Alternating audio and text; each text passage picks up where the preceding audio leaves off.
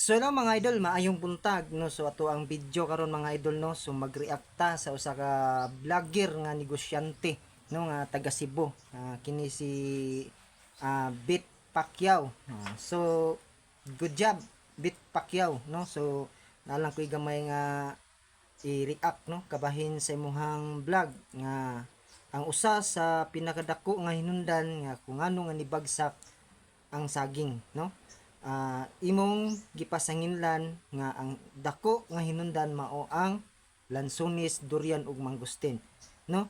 So karon mga idol ato ang paminawon ang iyahang maong video. So ayan. Durian, boss. Durian, putlon ng durian sa samong. Kanse man lang sila mag-shipment dari kay atong tilawan lang sunis tumino. Ari ato ng putlon ay samong lang tong nasaging diri. Ila ha, di na katilaw sa tong lakatan gihilaw. Kami na. Kana mga rambutan lang sunis mo na hinungdan nga perti mingawat sa saging. Ya saging man to negosyo. Ato na ipaputol ay ipa-request na ipaputol na to ng mga taluma.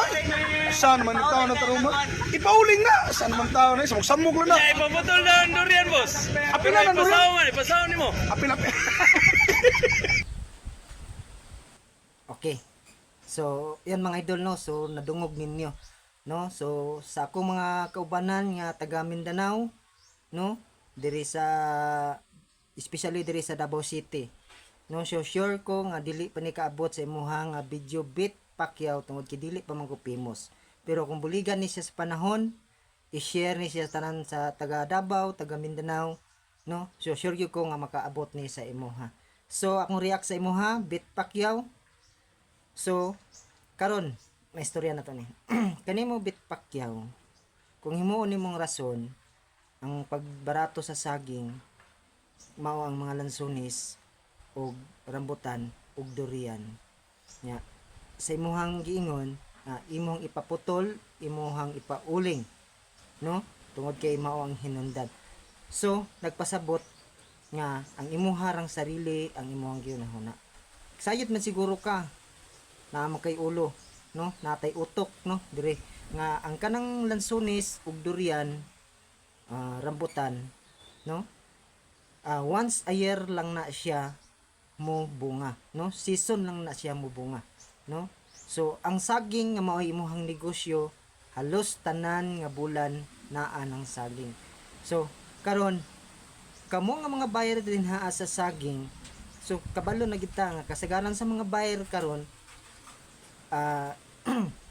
matik na sila permente, mabarato man o mamahal naagi na sila ginansya permente. So ang luoy ang mga farmers no, katong mga tag-iya o mga lansunisan, durian o tungod sa kabarato niya tagsara mo bunga kay isa lang sa isa ka tuig, imo pa yung ipauling.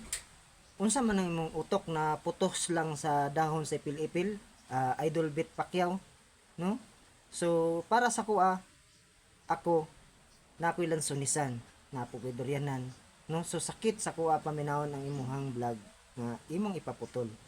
So grabe pila ka tuig na mo pag-antos sa paghulat nga mamunga nya imo lang ipaputol, ipauling. Brag dili jud ko accepted sa imuhang mga komentaryo Idol Bit Pacquiao no. So pasensya gid kayo no nga ako makaingon sa imuha nga ang imo rang sarili ang imong gihunahuna no. Kung gusto ka sa imuhang paminaw, so dapat ka pakgangon nga dili dapat nimo na i-voice out kana siya nga maoy hinundan sa pagbarato sa inyong saging no. So dapat gani i-encourage ninyo nga kamo nga isip buyer nga bisan o barato basta naa mo mutabang sa mga planters no nga mapalusot, dili kay inyong i-pauling nya inyo pag yung ipaputol. Uno naa daw unsa pa may lain namo nga pangita kung imuhang ipaputol binuang man ang imuha. So karon Bit Pacquiao, so pasensya na gid kayo. So naadyo ko'y dako nga kalagot no sa imuhang maong vlog. So pasensya na mao na akong gibati diha sa imuha no tungod kay dili man lalim sa moa nga mga farmers no na ingananaon lang nimo sa yano lang nga kasayon. So mao lang to Bit Pacquiao na unta ayaw palabi sa imuhang mga gipang panulti no, tungod kay makapasakit ka og tao. No, so mao lang to mga idol, no, ang ako ang reaksyon kabay ni Bit Pacquiao. So daghang kayong salamat na manghinaud ko nga makaabot ni si nga video, no. Dili man tuod ko pimos, no, akong balikon dili ko pimos, no, nga pagka-vlogger dili po ko sure nga makaabot sa imuha ni mga video, pero kung buligan sa panahon i-share to share ni siya mga video, i-share to share ni nga mga nga mao nga video para makaabot sa imuha. So okay, once again, God bless sa tanan.